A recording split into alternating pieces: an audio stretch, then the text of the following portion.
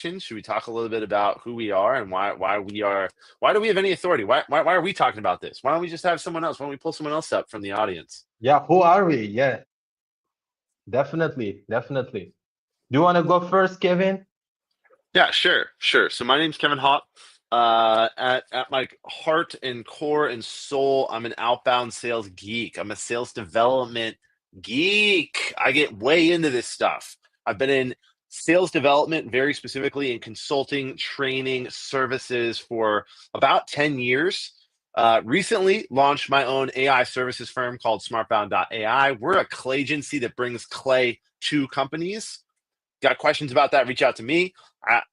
Clay's the next big thing in GTM. We'll talk a little bit about that. We'll talk about other tools, talk about lots of good stuff. But at my heart and soul, a sales development consultant, staying on the cutting edge of what's working with outbound sales, net new pipeline, talking to strangers, all that good stuff. That's me. What about you, Matt Blombeck? Love it. Hey everyone, my name is Mavlon, founder at Salesfinity. We are a cold outbound tool helping sales teams have more conversations on the phone. So we run millions of calls every month and working with hundreds of SDR teams.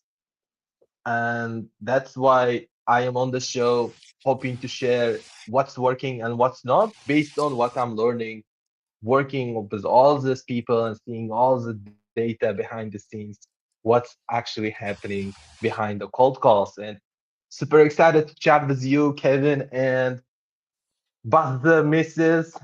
There's a lot going on LinkedIn these days. A new guru here and there popping up every day. LinkedIn is dead. Cold email is dead. Cold calling is dead. So might as well turn LinkedIn into a graveyard now. So super excited to chat. Let's kick it off. How shall we go about this? So what I'm thinking about, Blombeck, let's talk a little bit about let's like define some of the biggest fads that gurus are pushing.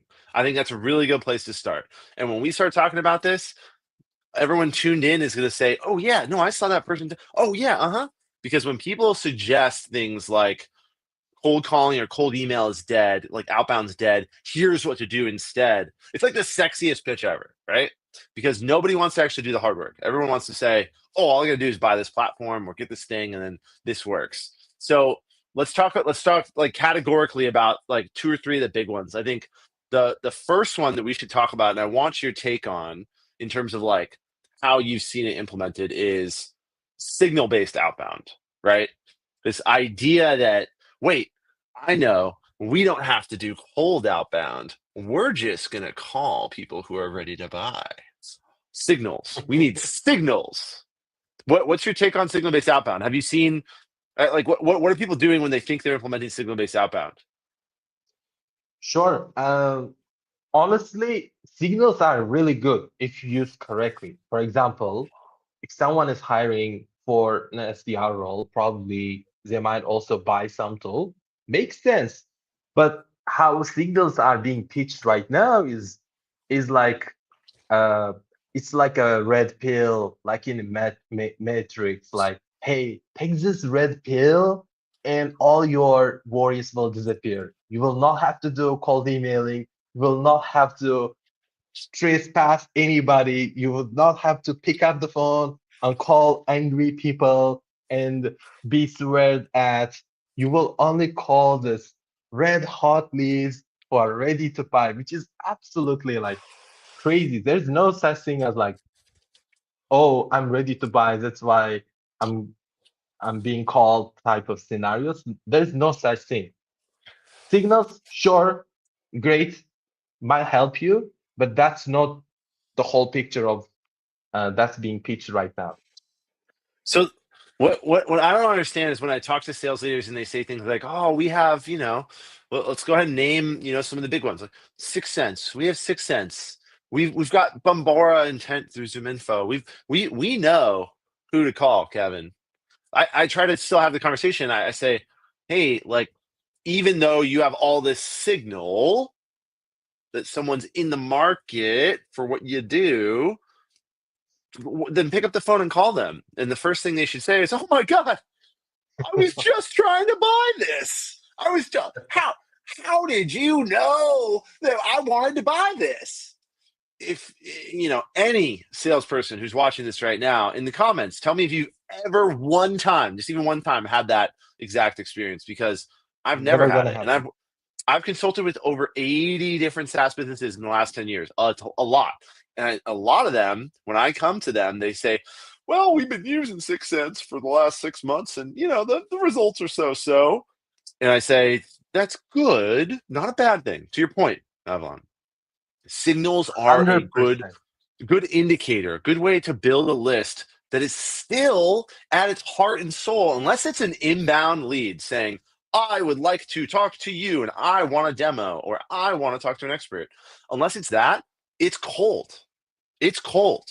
So you need to take cold actions against these people. And that's like what people try to get away from. So, Mammon, there's signal-based outbound. There's another one that's getting really popular, and these tools are popping up that use AI to cross-reference people's networks. GoToNetwork. What's your Yeah. take on GoToNetwork? What does that really mean, in case people are like not familiar? Uh, You're laughing I already. yeah, I saw there is like a very famous I don't want to mention who that is, but he was Eric, he was Eric. banned from LinkedIn recently. But basically, this guy coming to Twitter and saying all USDR should stop cold calling, cold emailing, outbound. The go to network is the same. Okay, Ah, imagine me, for example, let's say I am a like 20-year-old guy, let's say. I'm not 20, much older than that. 20-year-old guy, just about to graduate, looking for my first job. No one is paying 300K for like a SDR role. So of course they're gonna get first time job seekers, new mhm, graduates, someone who has never done entry level job. So right. entry level job guy comes in and then he has a quota, 15 meetings per month, SQLs, Mhm, let's say. And then the manager says you cannot use phone, you can not use email. Only thing you can do is go to your network. I mean, where right. is he gonna get all those people? Beg his mom, beg his dad to buy their software? No, of course. So, which is a disaster, to be honest. Go to network works. Even I hate go to network because every time I ask my friends, I feel like I owe them something. Like it's like begging, pretty much, to be honest. Mhm, Please buy my stuff. Can you introduce me to right, that?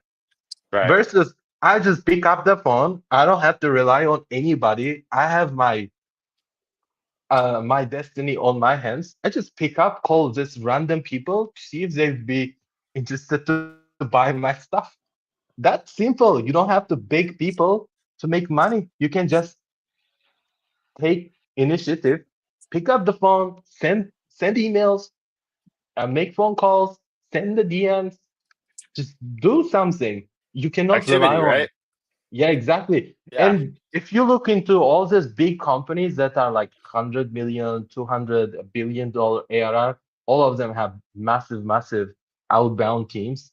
I doubt any of those CEOs, when they were 20 something, they had any network at all. For example, when I started Salesfinity, I had zero network, no SDR friends, no SDR managers. How would I Yeah. sell? How would I make money if I relied on this Go to stupid network, idea? man. Outbound's dead. You just gotta go to LinkedIn and network with people on LinkedIn. That's my other favorite. I think the next one we should talk about is social selling. But the what I have to say about go to network is there are certain scenarios where it's brilliant. And the fundamental idea of, if I do have a large network, which is kind of like with me and growing my company, SmartBound, right? Like I've got almost 20,000 followers on LinkedIn. When I sit down and talk to my co-founder, Devin, and he mentioned like we should start building cold lists, I'm like, well, hold on. Let's go talk to everyone I know first, right? Which will take forever. It'll take a long time for us to talk to everyone I know, meaning first connected on LinkedIn. I think it's a really good idea, right? It's not it's not like a crazy terrible idea. But to your point, Mavlon, it is not scalable. And this is where like that guru, I know exactly who you're talking about, who comes out and he's like an advisor to all these companies, a VP and all this stuff, and he's got the biggest network in the world, right?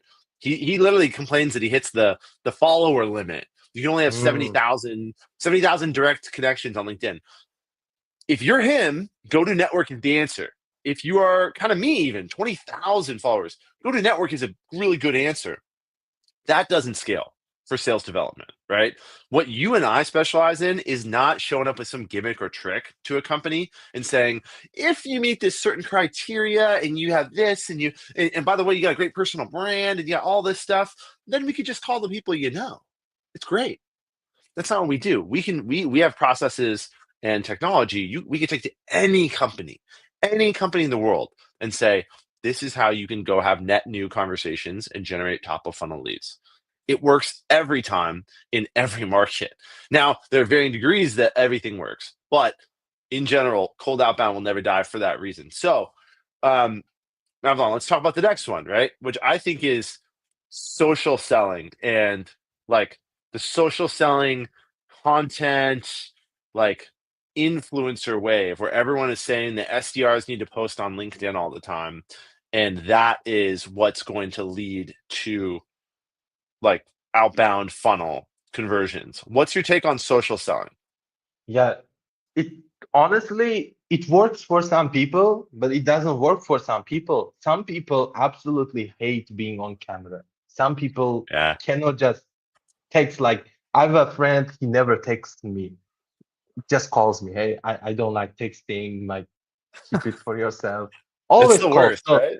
yeah, Yeah. some people it's all about your personality. Do you like being on camera all the time? Do you like writing? Can you think clearly and write, put them into writing, all that kind of stuff? And Mhm. honestly, again, expecting young guys who's never worked anywhere come and crush social selling is also like not sustainable. Plus, there are many different things. For example, uh, if you're working in a bigger company, there are content regulations. How are they going to uh, follow that? Maybe if they break it. Another thing is territory. Okay, how do you ensure only people in California like your posts? That's another thing because Right. what if you are making all this content, but from your territory, no one is signing up, no one is coming in inbound to you. Maybe it's coming to the company, maybe companies indirectly benefiting from your content, but if it's not on Salesforce under your name, you get fired. So that's another thing You you get need to fired. exactly. Yeah, I mean Yeah. for smaller startups, it might work because like overall things are getting better. But if you are like in an established like 10, 15 SDR orgs, companies like Series B, C plus, Hmm. then it's you gotta take it seriously because no one pays you because you are posting great content, and content takes some time as well. And as we all know, no one is impatient. I'm sure, like when you do a consulting, if month one you didn't deliver a meeting or something, you are fired. Like Kevin, Right. this is not working. Thank you so Right. much for your services. So you have to deliver something. If you're not putting points on the board, you're pretty much gone the next day. So So content takes time, forever, takes forever. Like some people have been posting for like 2 years, still not getting any traction. So I think you just need to play for your strengths. Like, are you good on the phone? Go do phone. Are you good at writing emails? Do that. But you shouldn't be boxed into this is the only way to generate revenue or pipeline 2025. It's yes. actually a really bad advice. So the other thing that I think is important to say when we're talking about social selling, like I think you and I both agree, you should be on LinkedIn. Like if you are anyone who does B2B sales, LinkedIn is the Facebook, and it's becoming more and more the Facebook of social media for professionals. You should be on LinkedIn. Everybody should be on LinkedIn because sales is such a personal thing. It really is. Like I know from selling a lot of consulting deals and watching good sellers, it's people do business with people at the end of the day. Now, AI, which is the next thing we're going to talk about, like the next wave of like automation and AI and all this is going to feign the human interaction, make it feel like it's human to human. But at the end of the day, I want to look you in the eyes and say, all right, man, I'm paying $50,000 for your software. I trust that it's going to do what you say it's going to do. And it's a personal thing. LinkedIn helps bridge that, right? It puts a face to the name. When you cold call someone out of the blue, you could be a telemarketer. You know who never adds people on LinkedIn? Telemarketers. Yeah, Telemarketers calling from India or Pakistan or Costa Rica or wherever, right? They do not add you on LinkedIn, face to the name, and make it a personal thing. That will increase your conversion rate. And I tell every team I ever coach, you gotta be on LinkedIn. If you're not pumping numbers on LinkedIn, connecting with people, having a personal brand, having a company brand that is reputable on LinkedIn, then you're just simply not going to be optimizing what you could be doing. So it's part of it. 100%. It's part of it. But I think like the three big myths that we're talking about here that we're trying to like get people to see are just myths. Is like the idea that signal selling is the way to go and like you don't need to do cold outbound or um intent signal based selling, and then we talked about what else we talked about. I just totally blanked. Signal based selling, go to network, Intent-based go go-to to network. network, and then social selling, right? These are the three Yes, things that like everyone is so happy to talk about and happy to launch yes. these platforms that cross-reference your network and things like that, which is good. But the problem with all three of these is that they don't work every time for every team. There are very, very few cases where it works really, really well for a team. And when one of those happens, they go post about it on LinkedIn. Everyone gets all jealous and go, oh my God, we need the new go to network platform because look at this. It doesn't work for everybody, but there are techniques that work for everybody. Now, before we get into like the last portion of what we should talk about here, which is what does work, let's have a little bit of a conversation on artificial intelligence. Okay. Sure. Everyone, there's a big world of AI, right? And you and I were just talking about this company called Lovable. If you haven't heard of Lovable, That- go look it up. Crazy numbers, insane growth because they make building any kind of software product really, really easy, like talking to an AI. And, that's changing the way things are going. The conversation you and I should have, Matt Von Beck, is what what are you seeing in AI as it relates to sales development? Because you and I are sales development guys. There's a big world out there of all these things we could do. But in as it relates to sales development, what are some of the things you're seeing right now with AI that people should be aware of? Good question. So AI is pretty much coming into many areas of sales development. Some are nice to have, some are really cool stuff. And one of them is like for list building aspects. So you can be super targeted using AI and find lookalikes and go through checks. For example, uh, for us, let's say when we are picking the accounts, when we are prospecting, in the past, Hmm. what we would do is like go to every single company and check if they actually have SDRs. Like you can select companies, 200 employee companies, but not all 200 employee companies actually have SDRs. If they don't have SDRs, there's no point in reaching out to them in the first place. So Right. that would take a lot of time, right? Going to Hmm. every company, checking their LinkedIn. Do they even have SDRs? If they don't have SDRs, then we are like wasting our efforts on that. That's really Yeah. cool use case. Another thing is process improvements. For example, I don't want to get too detailed on this follow up on different parts of this because we're gonna be talking about this later on. But in general, helping you process improvements, when to follow up, how to follow up, context from previous calls, so you can sound a lot more relevant. Those are Yeah. process improvements where AI is really, really helpful. I definitely agree. I definitely agree. I think the thing that when I talk to I have some of these conversations with like senior sales leaders and they say things to me when we're in the very beginning of stages. Well, Kevin, We're a AI first company over here. Every one of our reps has a ChatGPT license. I pay for it. We have AI figured out. And I say that's great. That's awesome. That's cool. Like it's really good to be able to go to ChatGPT and say, tell me everything about this company and drop in a little thing and it'll give you a summary about a company. That's nice. It's nice. Now, where AI is like changing the game for sales development and go to market very specifically is in the nature that these tools are plugging in LLMs like ChatGPT and Claude and Gemini. You plug in that power into these tools natively. Then what you get all of a sudden is AI at scale, right? Every company in Yes. your CRM gets smarter. Every contact in your CRM gets enriched.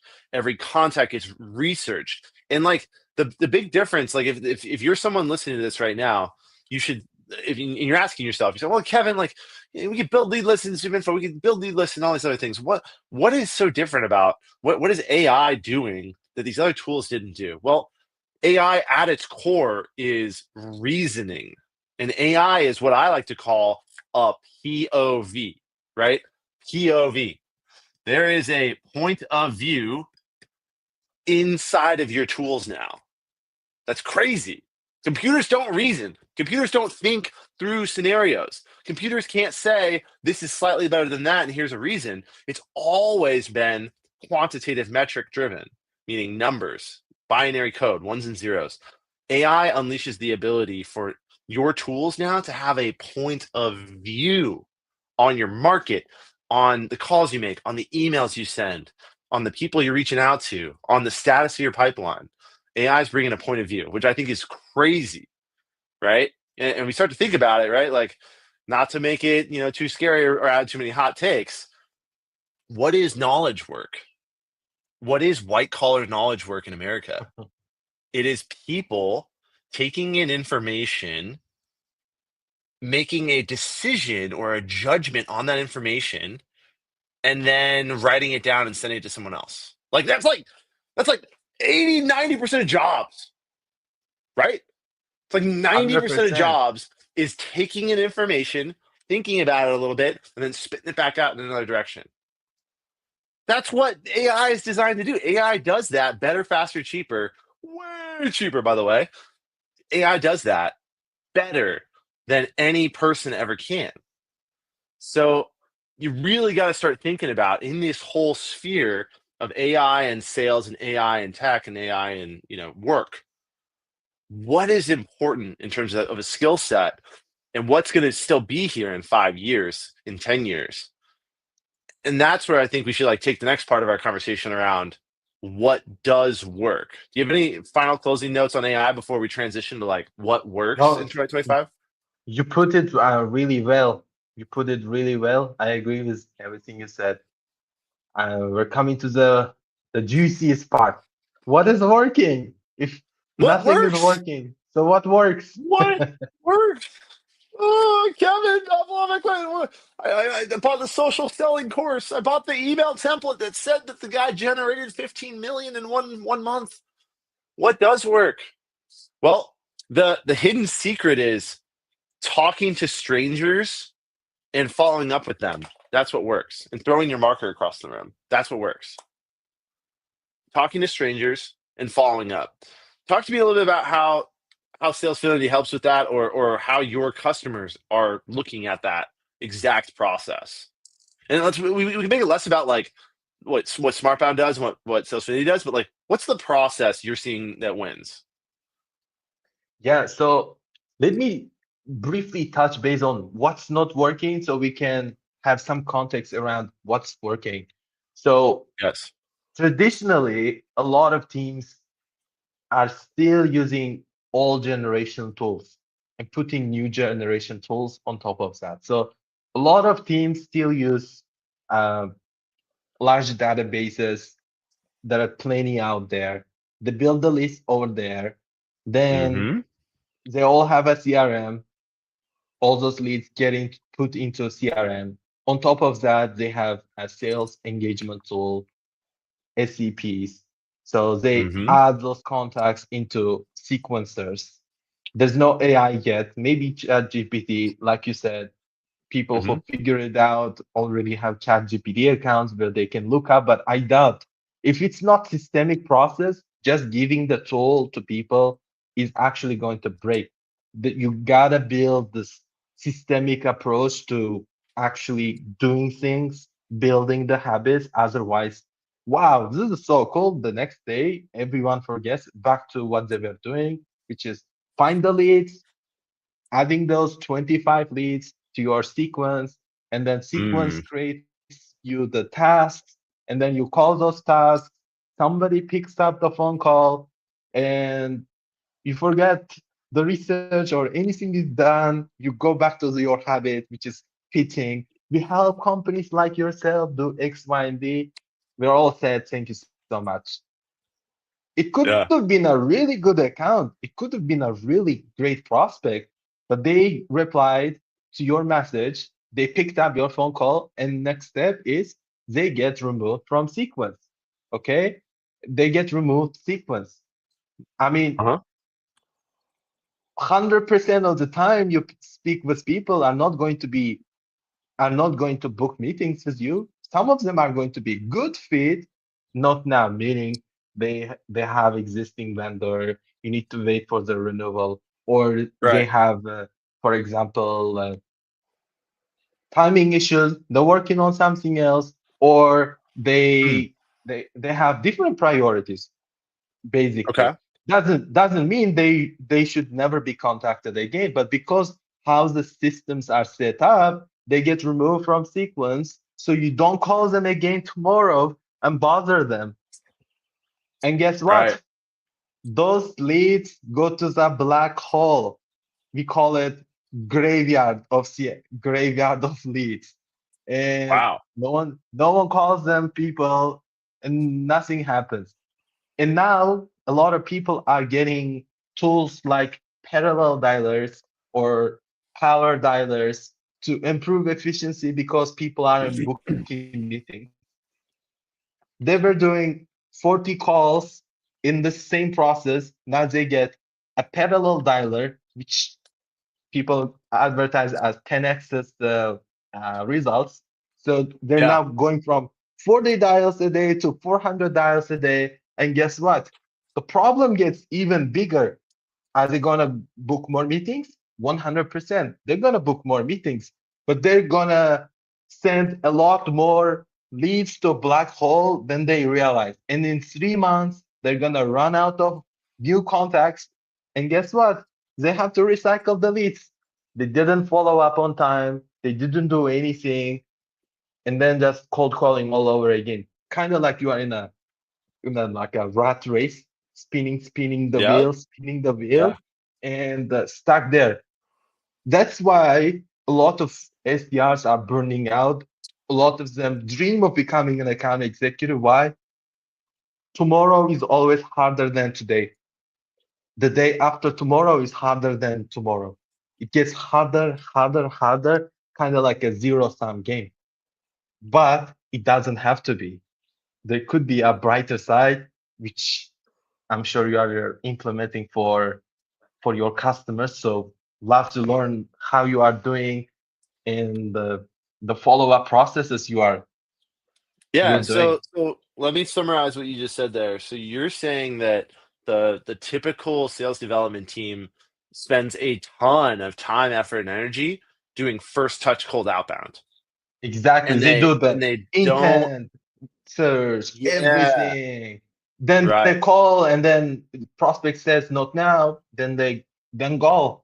What happens to all the research you've done? What happens to all the millions you spend on intent data? It just Yeah. evaporates.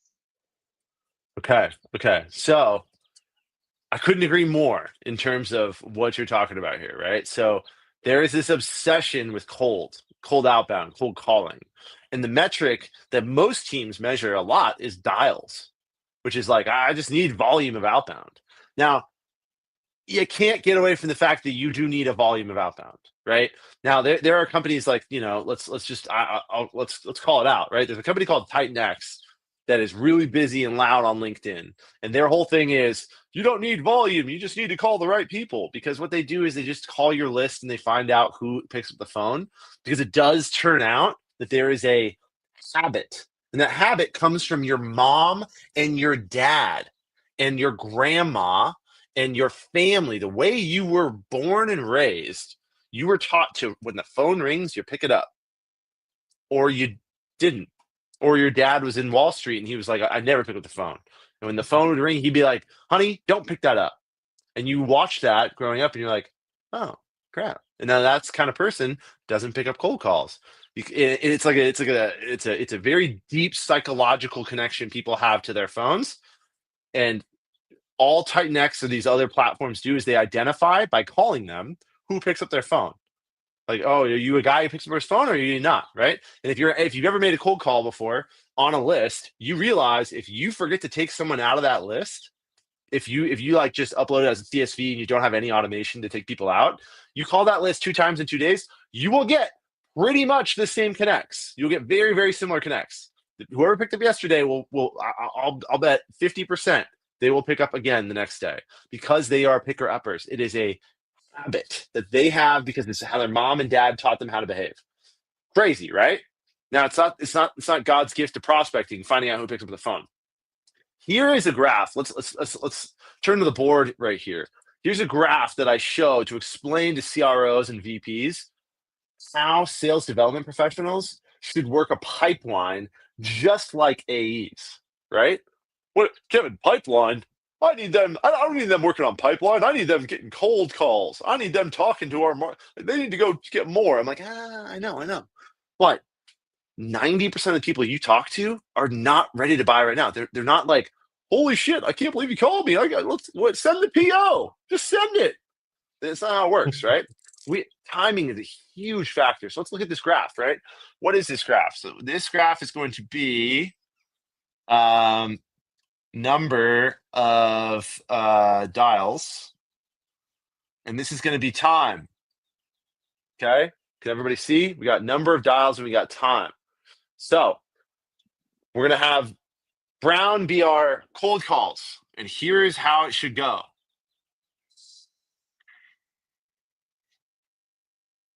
What's that? That means that in the beginning, when you first start developing your pipeline, you got to make a lot of cold calls. Why? Because you don't have any pipeline. You don't know what to follow up with. Like you start day one, you're that 20-year-old kid, right? One of my clients, we just had an SDR start, and he's like, wow, I feel like I'm at the bottom. And I'm like, you are, and you will be at the bottom if you don't fill up your pipeline, if you don't go have conversations, right? Now, here's the magic one. You also start out at the very bottom of your pipeline with 0 follow-ups. I'm gonna use a different color because I want it to be visible here. What do we got? Here's this color. This is gonna work. Is this gonna work? Yeah, it'll work. All right. This is what we call follow-ups, which are so important, right, Mavlon? You just talked about why they're important. So what do we actually find? We find that over time, you don't have any follow-ups. And then, do you notice how these lines are parallel? That's because one is feeding the other. If you keep your cold calls consistent, like look, this is 0. This is 500 dials a day, but your cold calls should never get to 0. You can never stop cold calling or doing cold outreach. You can't stop doing the cold if you care about the follow-ups. And where do your meetings come from? They come from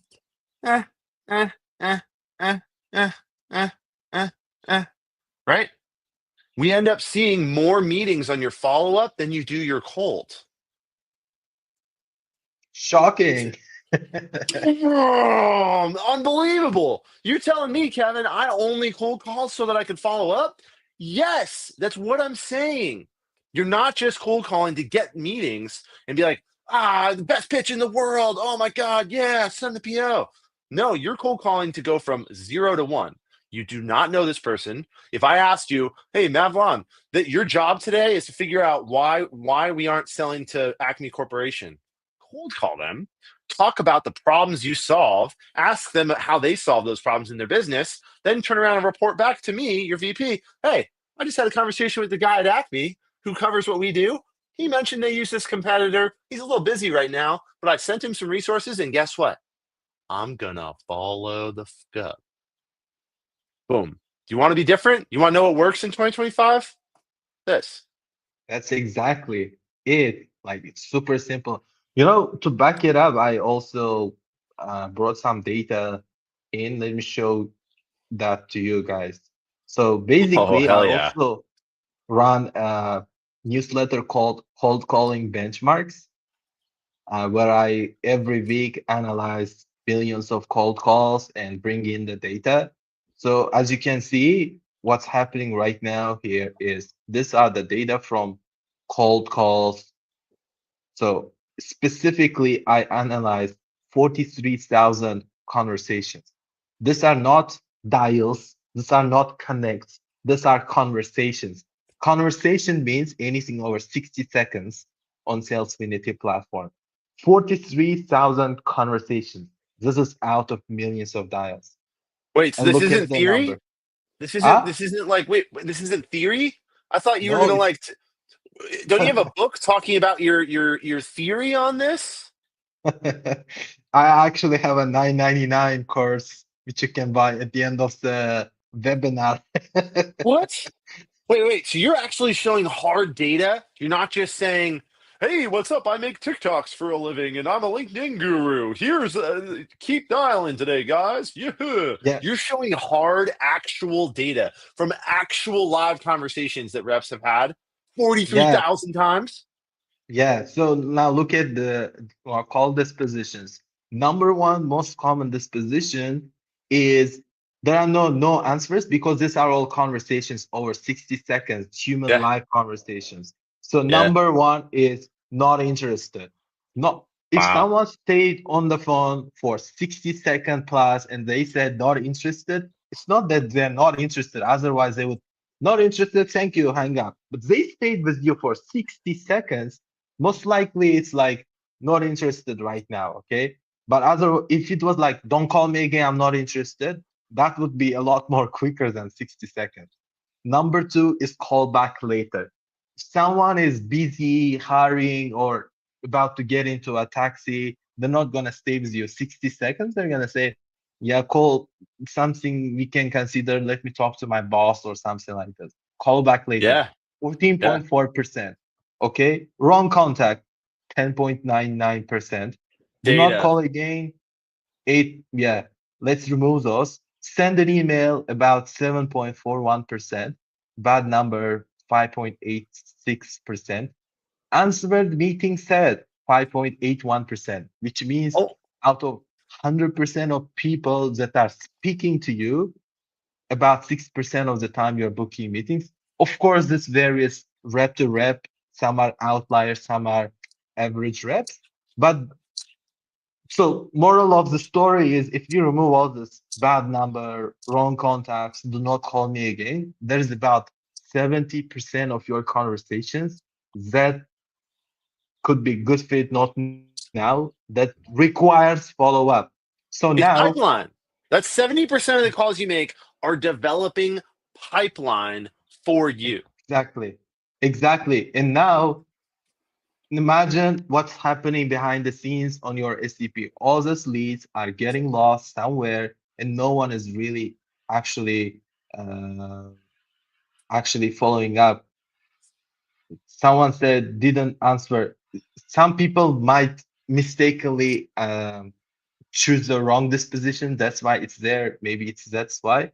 So Yeah. let me show you another screen right now.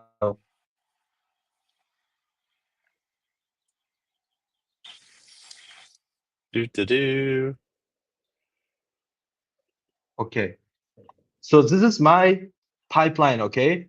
Our pipeline basically. So on Salesfinity platform, what we normally do is we call people, which is fine, exactly like you described, cold calls. Cold calls are very important.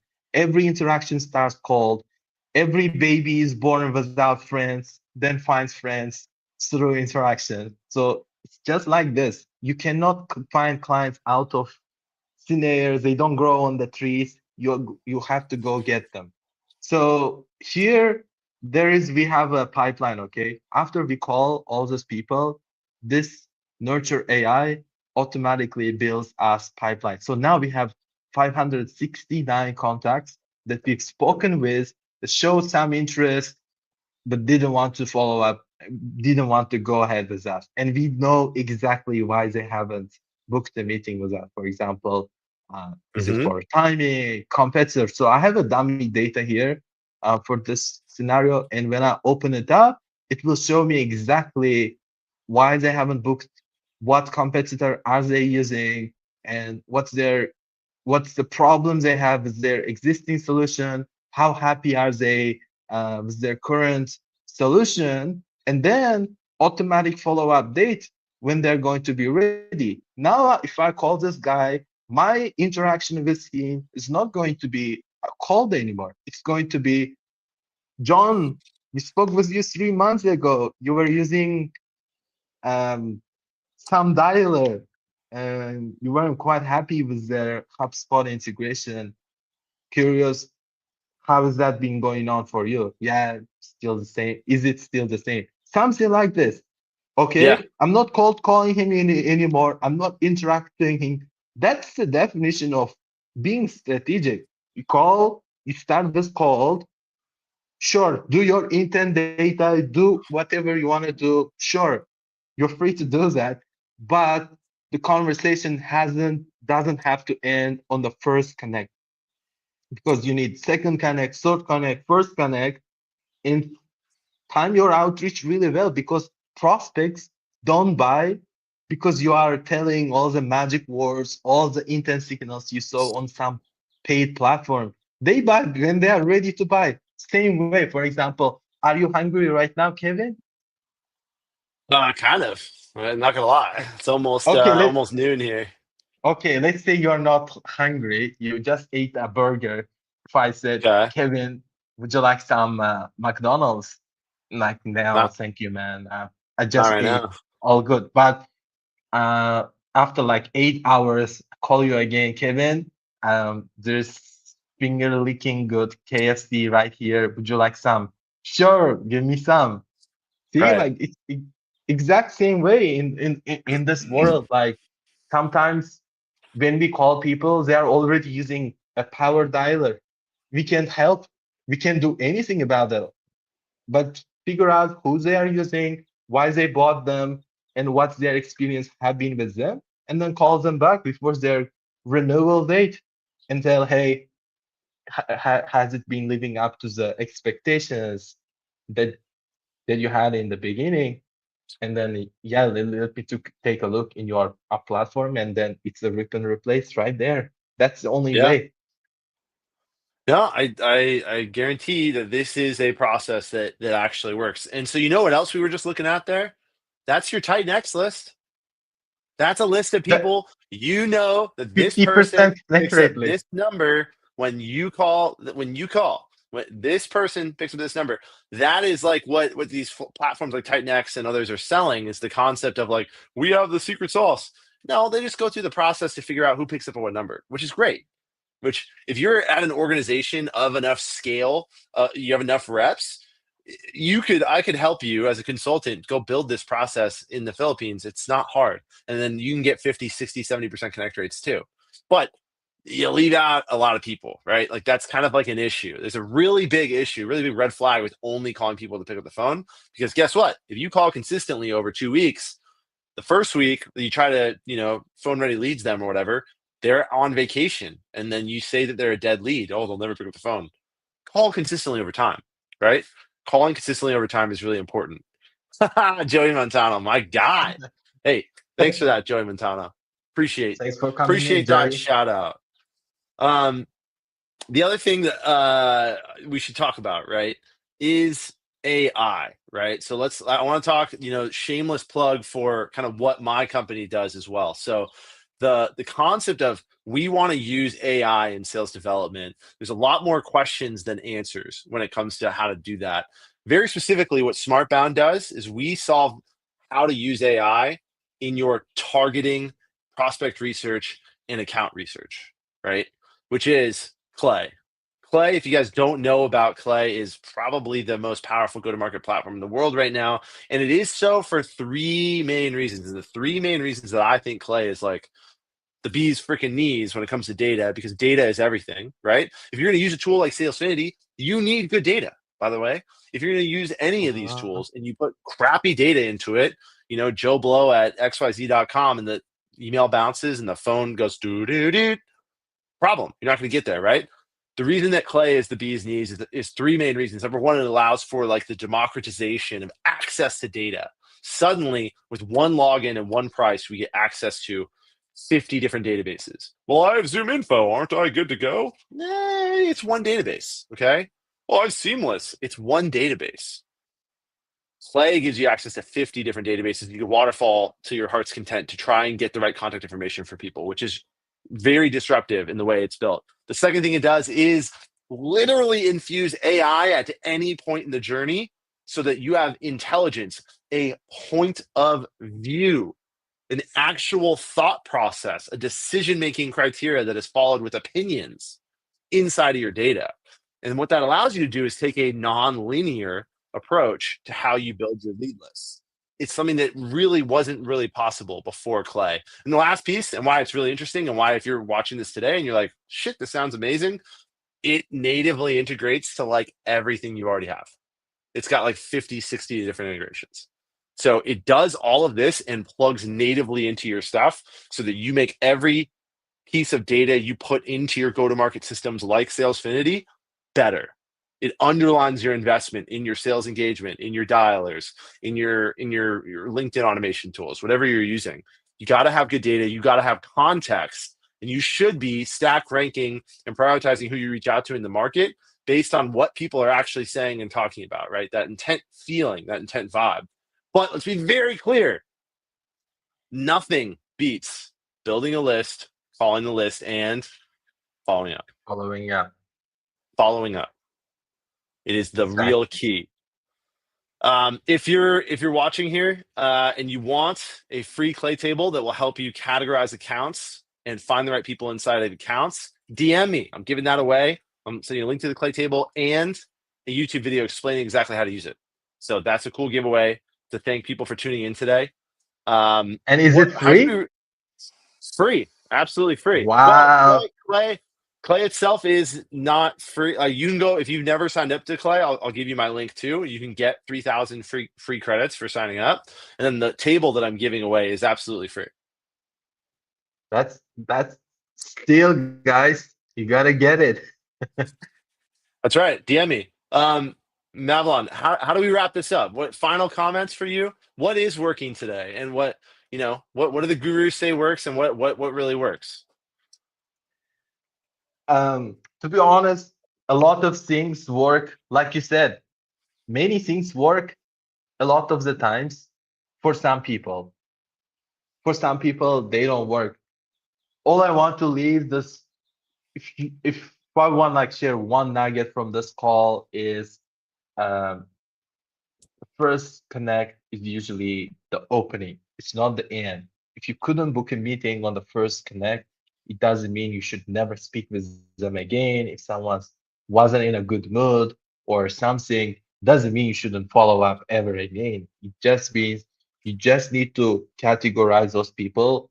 Some people say bucketing, categorization, anything you want to call it. Once you call people, put them into buckets. Don't miss out on those because you are creating your proprietary intent data. Any other intent data is vastly available to anyone. So software categories are so crowded. They're competing for exact same buyers. So thousands of companies, they all have to exact same Zoom info data, to all those Clay, all those many different tools. Everyone has tools to exact same tools. So that's good, but the conversations, the insights you are gathering from this calls are proprietary to you. Just stack them. Don't lose them. Don't throw them away.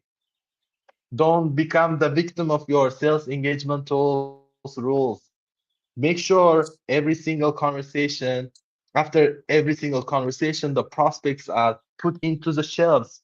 So when the right time comes, you take them back again, say the words they said during the last call, build familiarity, further the conversation. It's not about I call the prospect, they picked up, booked meeting. It's I call the person, it wasn't, they picked up, it wasn't the right time, called them again. It's about furthering the conversation. So build pipeline for your pipeline, pretty much. Make a list, call the list. And then if you keep calling the list, just like you brush your teeth, you call every single day. You don't just choose which day to brush your teeth because you want your teeth to look beautiful every day. You want them to look good on the weekends. You want them to look good on a Monday, look good on a Tuesday. You want your pipeline to look good. You have to continue to cold call. The cool part about this, if you follow what we're talking about and you follow up, you're actually going to start getting a lot more meetings, faster connects, have a better time. But you got to get organized about the way you follow up. So thanks for sharing that, Mavlon. This is great, man. This is really good. I already got 2 DMs, people asking for the clay giveaway here. I'm gonna drop my Salesfinity affiliate link in there too. Sign up for Salesfinity. or you guys still do like sign up and get like 200 free dials? Is that still a thing? Yeah, sure. Anyone comes through you, we give them free trial. Nice, awesome. All right. In that case, DM me. I'll get you a free link to Salesfinity, get you a free link to the Clay table that allows you to organize things in a YouTube video discussing exactly how to use it. But at the end of the day, you should be using a tool like Salesfinity. You should be using a tool like Clay. There are other ways to do it, but we actually do know what really does work for our customers, and we're not making this stuff up. So awesome. Mavlon, thanks for the time, man. This was really fun. Thank you, Kevin, and thanks, guys, for tuning in. And if you need to nail your ICP, build the best list you can, build the process on cold calling culture, the answer is SmartBound. Let's go. Love it. All right.